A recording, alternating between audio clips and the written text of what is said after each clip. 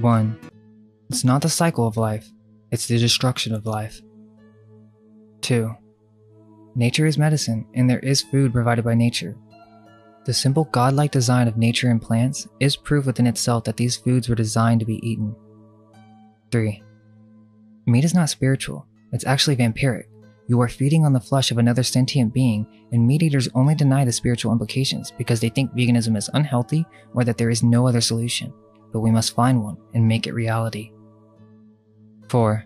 It causes disease. There's piles of scientific evidence that meat does not digest well and actually causes auto-intoxication, not to mention heart disease. Pounds of toxic poop sit in your stomach on a constant day basis because you eat so much acidic foods. This in turn clogs up your lymphatic system until eventually your blood becomes toxic. 5. We are anatomically designed to be fruitarian and light vegetarians. Carnivores have shorter digestive systems and much sharper teeth. Most people would not kill a full-grown animal and eat it. Fishing is an exception because it's difficult to sense their emotions as much as a mammal, but the majority of human beings could never kill an animal, cut it up, and eat it. In fact, most meat is tasteless. Meat only tastes good because of the seasoning from herbs and vegetables. 7. Cooking food and meats is even more acidic. Dousing your meats in oil and butter actually causes even more problems. 8. Meat is not sustainable. It causes disease, pain, and at this point, most of you guys are eating genetically modified meat since what do you think these animals are eating?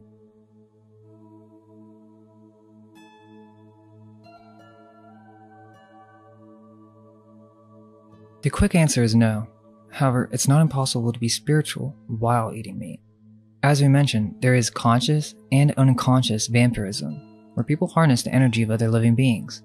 But just because you eat meat, I wouldn't say that doesn't make you a spiritual person. It just means slowly but surely you are corrupting your temple. And as time progresses, you will become more and more like a beast. You'll begin to lose touch with the more spiritual aspects of yourself. You're a spiritual being whether you like it or not. However, eating meat, the actual act of eating meat, is more of a spiritual vampirism. But I wouldn't say it's spiritual in the sense of connecting closer with God or your higher self. In fact, if you were to take on a lighter diet that does not involve the digestion of flesh, you would see that you begin to remove these toxins outside of your body. You will see it in your feces, urine, and sweat. You shouldn't smell that bad, and most people aren't aware of how smelly the insides of their intestines truly are. Once you remove these toxins, you will actually begin to experience more spiritual effects. Many people talk about this feeling after going raw. If you know what I'm referring to, please leave a comment so others can see and learn. It's not to say that you can't have a spiritual experience while eating meat, but that one diet is more suited for the spiritual experience, and that is our ancestral diet of eating in harmony with nature. Eating meat is not harmony, and many meat eaters insist that this is somehow the cycle of life, yet if meat was so spiritual, explain how meat production and sales have gone up in the last 50 years, and yet I don't see a nation of spiritual gurus. The same argument could be said for mainstream vegans, as they are eating lab-grown meats, GMOs, and sugars. I got that, but remember, we're not promoting mainstream veganism. We are promoting the diet of the ancients.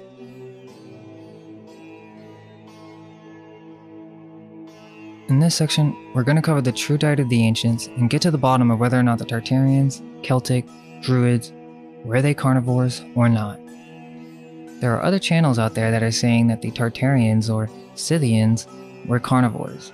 They claim that vegetarianism is but a later corruption of the Vedic culture, and that their true ancestors were in fact a race of white carnivores who extracted the life force of other animals. Let's just see what the ancients had to say. From the Rig Veda, quote, "One who partakes of human flesh, the flesh of a horse or of another animal, and deprives others of milk by slaughtering cows? O king, if such a fiend does not desist by other means, then you should not hesitate to cut off his head." From the Manu Samhita, quote, "Meat can never be obtained without injury to living creatures. An injury to sentient beings is detrimental to the attainment of heavenly bliss. Let him therefore shun the use of meat. Having well considered the disgusting origin of flesh and the cruelty of fettering and slaying corporeal beings, let him entirely abstain from eating flesh." Again, from the Manu Samhita, quote, He who permits the slaughter of an animal, he who cuts it up, he who kills it, he who buys or sells meat, he who cooks it, he who serves it up, and he who eats it, must all be considered as the slayers of the animal. There is no greater sinner than that man who, thou not worshipping the gods or the ancestors, seeks to increase the bulk of his own flesh by the flesh of other beings. Quote, if he has a strong desire for meat, he may make an animal of clarified butter or one of flour and eat that, but let him never seek to destroy an animal without a lawful reason. As many hairs as the slain beast has, so often indeed will he who killed it without a lawful reason suffer a violent death in future births. Quote, he who injures harmless creatures from a wish to give himself pleasure never finds happiness in this life or the next. Quote, by subsisting on pure fruits and roots, and by eating food fit for ascetics in the forest, one does not gain so great a reward as by entirely avoiding the use of flesh. Me he ma sa will devour in the next world, whose flesh I eat in this life. The wise declare this to be the real meaning of the word flesh, mam sa. Quote, he who does not seek to cause the sufferings of bonds and death of the living creatures, but desires the good of all beings, obtains endless bliss. He who does not injure any creature attains without an effort what he thinks of, what he undertakes, and what he fixes his mind on. Quote, by not killing any living being, one becomes fit for salvation. We move to the Mahabharata. Quote, he who desires to augment his own flesh by eating the flesh of other creatures lives in misery in whatever species he may take his next birth. Quote, the purchaser of flesh performs violence by his wealth. He who eats flesh does so by enjoying its taste. The killer does violence by actually tying and killing the animal.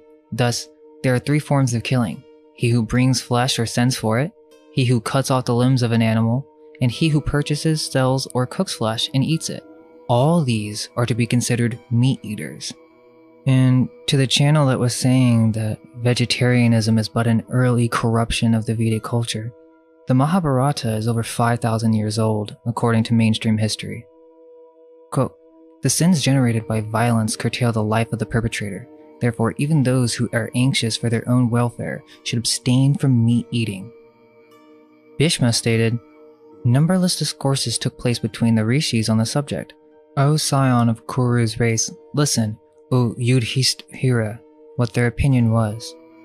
Quote, the highly wise 7 celestial rishis, the Valakshilas, and those rishis who drink the rays of the sun, all speak highly of abstention from meat. The self-created Manu has said that the man who does not eat meat, or who does not kill living creatures, or who does not cause them to be killed, is a friend of all creatures. Such a man is incapable of being oppressed by any creature. He enjoys the confidence of all living beings. He always enjoys the praise of the pious. The virtuous Narada has said that the man who wishes to multiply his own flesh by eating flesh of other creatures meets with disaster. Quote, that man who having eat meat, gives it up afterwards, wins merit by such a deed that is so great that a study of all the Vedas or a performance, O Bharata, of all sacrifices, Vedic rituals, cannot give its like. Quote, that learned person who gives to all living creatures the gift of complete assurance is forsooth regarded as the giver of life breaths in this world. Quote, men gifted with intelligence and purified souls should always treat others as they themselves wish to be treated. It is seen that even those men who are endued with learning and who seek to acquire the greatest good in the shape of liberation are not free of the fear of death. Quote, what necessity be said of those innocent and healthy creatures gifted with the love of life, when they are sought to be killed by sinful wretches living by slaughter? Therefore, O king, know that the discarding of meat is the highest refuge of religion, of the celestial region, and of happiness. Abstention of injury to others is the highest religion. It is, again, the highest penance. It is also the highest truth from which all duty emanates. Quote, flesh cannot be had from grass or wood or stone. Unless a living creature is killed, it cannot be procured. Hence, is the fault of eating flesh.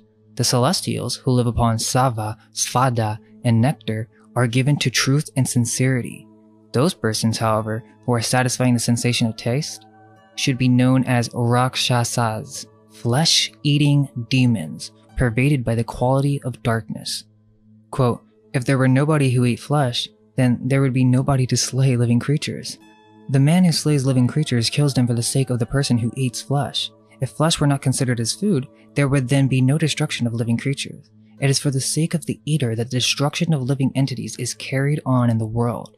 Since, O you of the great splendor, the period of life is shortened by persons who kill living creatures or cause them to be killed, it is clear that the person who seeks his own good should give up meat altogether. Those dreadful persons who are engaged in the destruction of living beings never find protectors when they are in need. Such persons should always be molested and punished, even as beasts of prey. Quote, the man who seeks to multiply his own flesh by eating the flesh of others has to live in the world in great anxiety, and after death has to take birth in different races and families. High rishis given to the observance of vows and self-control have said that abstention from meat is worthy of praise, productive of fame and heaven, and a great satisfaction itself. This I heard formerly, O son of Kunti, from Markandeya, when the rishi discoursed on the sins of eating flesh. Quote, he who purchases flesh kills living creatures through his money. He who eats flesh kills living beings through his eating. He who binds or seizes and actually kills living creatures is the slaughterer. These are the three sorts of slaughter through each of these acts. He who does not himself eat flesh, but approves of an act of slaughter, becomes stained with the sin of slaughter. Quote, that wretched man who kills living creatures for the sake of those who would eat them commits great sin. The eater's sin is not as great. The wretched man who, following the path of religious rites and sacrifices as laid down in the Vedas, would kill a living creature from a desire to eat its flesh, will certainly go to hell. The man who, having eaten flesh, abstains from it afterwards acquires great merit on account of such abstention from sin.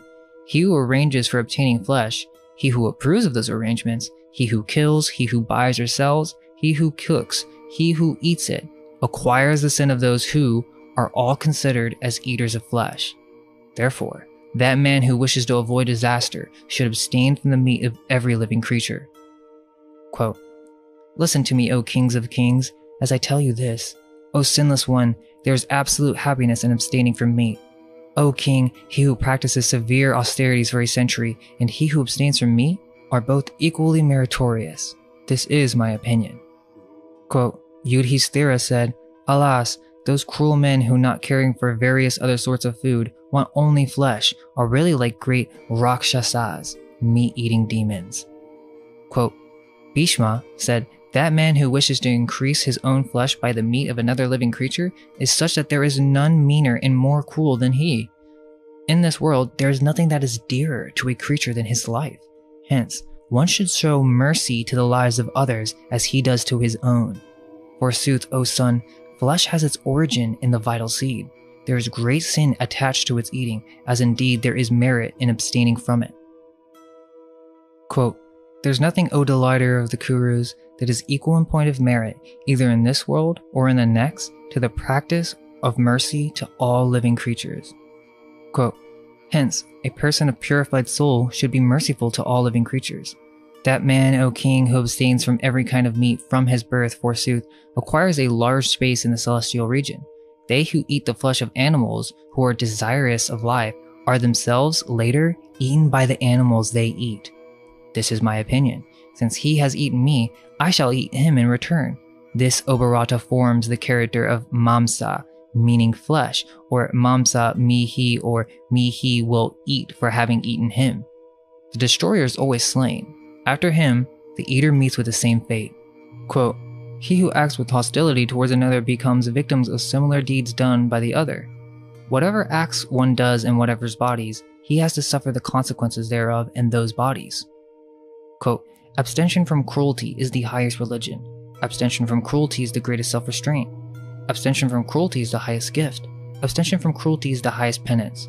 Abstention from cruelty is the highest sacrifice. Abstention from cruelty is the highest power. Abstention from cruelty is the greatest friend. Abstention from cruelty is the greatest happiness. Quote, gifts made in all sacrifices, rituals, ablutions performed in all sacred water, and the merit which one acquires from making all kinds of gifts mentioned in the scriptures, all these do not equal in merit as abstention from cruelty. So let's just keep in mind that this is one of the most ancient texts that we have. So this whole idea that vegetarianism is but a corruption of later ages, this text makes it very clear how the ancients thought, and you have to understand that the Vedic culture is actually but a later derivation of much more ancient traditions like those of Atlantis. And so This is a spiritual tradition, and from these texts you can actually feel the philosophy. There is no philosophy behind eating meat. If so, feel free to let me know what it is. So we move on to the Bhagavata Purana. Quote, "Those who are ignorant of real dharma, and though wicked and haughty account themselves virtuous, kill animals without any feeling of remorse or fear of punishment. Further, in their next lives, such sinful persons will be eaten by the same creatures they have killed in this world." In our last Tartaria video, I mentioned many more references, but instead of repeating the same stuff that I say in that video, I'll just recommend that you guys go over and check that one out. With that said, I'll leave you with this for you to decide whether or not the Tartarians were carnivores.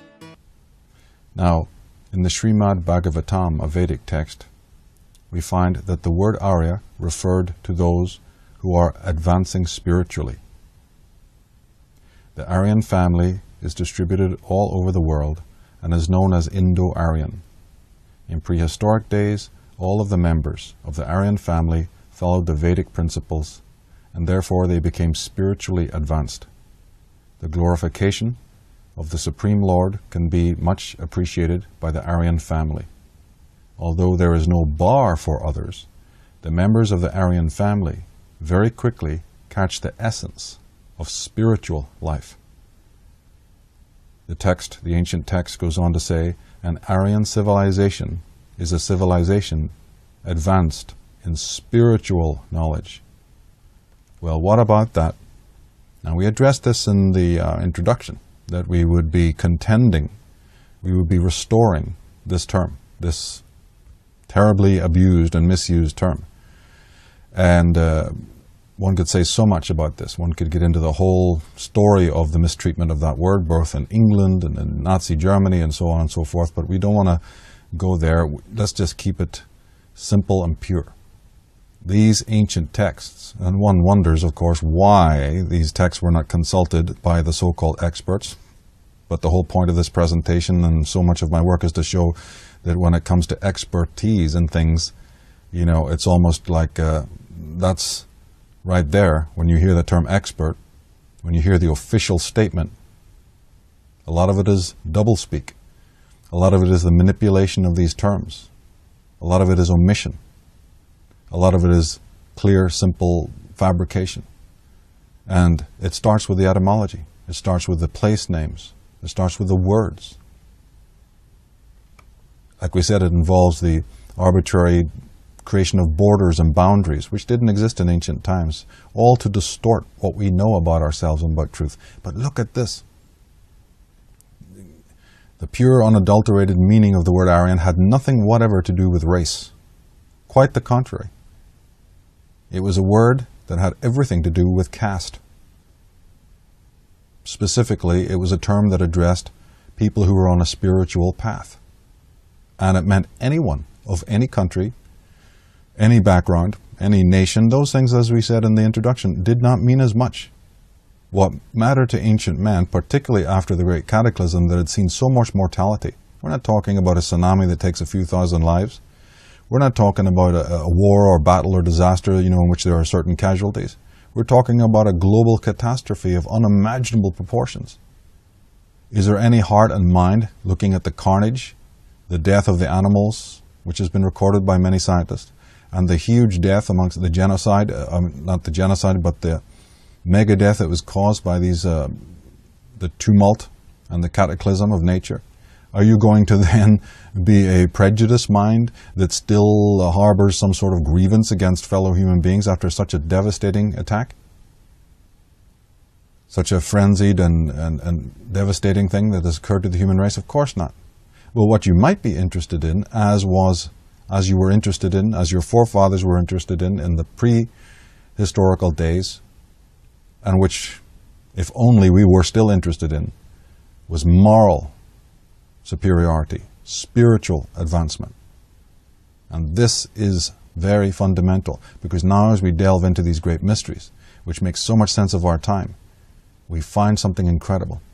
That this word Adi was a word that represented the female goddess, and that through her it was implied that you were of reverence to the earth and to the sky, that you were an adept, that you had a duty to perform, an active duty, And of course, you had to then, not just any old idiot could do that duty.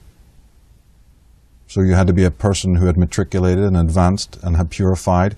And just like certain people, are able to communicate excellently today with animals, well, that's what we're talking about. A highly sensitized, highly advanced individual, a shaman. Somebody who gets up at night to watch the stars, the minute movements of the planets and the luminaries. Somebody who knows an enormous amount about the herbs of the world. And if you study Irish mythology, it's clear that they had a tremendous knowledge of herbs in the most ancient of days. You had to be an Ari, a noble one. These ancient texts of the Vedas, they may be situated in India, of course, but as we said, on the Saraswati River, on the Ganges, on the Indus River, were giant communities, in which Western men, the great noblemen, the great ambassadors of truth from the far West, whose appearance was very different, but they've left their genes, they've left their racial traditions and so on there. These individuals were revered. They were men of knowledge, men of architecture, men of astronomy, and so on.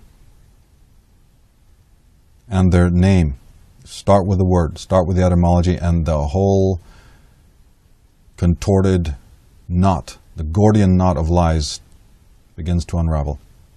Or continue believing what the history books tell you about this term and this word, and about everything else that they put forward. Now, Swami B.V. Giri, in his book The Aryan Invasion, an expert, of course, on the ancient Vedic texts like the Srimad Bhagavatam, he says the Sanskrit word Aryan refers to one who is righteous and noble. It is also used in the context of addressing a gentleman, Arya Putra, Arya Kanya, etc. According to Mueller's etymological explanation, and he's talking there about the historian Max Mueller, Mueller's etymological explanation, the meaning of Arya is given as excellent, best, followed by respectable. It's a noun, like master, lord. It means worthy, honorable, excellent. The upholder of Aryan values. And further, it denotes a teacher, an employer, a master, a father-in-law, a friend. Back to the Srimad Bhagavatam. And you can see excerpts of this book online. From the stanzas and passages of the Srimad Bhagavatam, it says, Aryans do not kill even a single plant unnecessarily. There we are again, back to the difference between the murderous, treacherous, self-serving, narcissistic criminal syndicates that we have running the world today, compared to, as we said, the pre-Diluvian, antediluvian philosopher kings, you see, that this world is now, not graced by anymore. They say Aryans do not kill even a single small plant unnecessarily, not to speak of cutting trees for sense gratification. Aryans do not distinguish between lower and higher grades of life. Aryans do not distinguish between lower and higher grades of life. Ever think and contemplate the difference between hierarchy and holarchy? Well, we've got evolutionists, we've got hierarchies, we've got you, somebody above you and you below, and then somebody, poor sucker, below you. We're living in hierarchies here. Ever thought about that might be one of the reasons why the life is in the horrendous, dysfunctional state that it's in? If you have questions on what the diet should be, then I highly recommend watching the Human Diet 2020 video. I've gotten many messages from people that say they have been truly transformed by it. Let us know if you have any questions. And stay tuned, as this is actually part of a bigger idea. I first needed to establish some groundwork in the concept of whether or not the ancients were carnivores, so I decided to do it in separate videos. We truly appreciate all the support, and may our minds be unveiled. Let go of everything you think to be true. Relax the mind and ask the question, do I truly understand what this reality is?